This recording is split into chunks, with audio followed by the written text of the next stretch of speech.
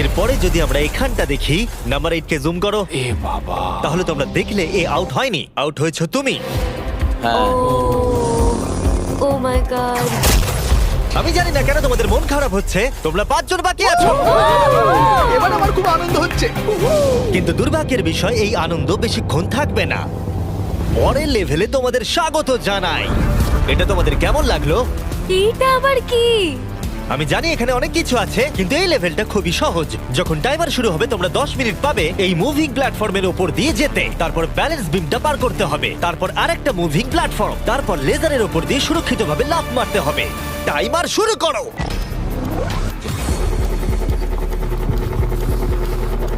আমি পারবো, আমি পারবো, আমি। আমার আগে যাওয়া উচিত ছিল। বাপরে, এটা তো দুর্দান্ত। ওই লেজারটা কাঁপছে ভাই, আমার মনে হচ্ছে ওটা নড়বে। তুমি পারবে।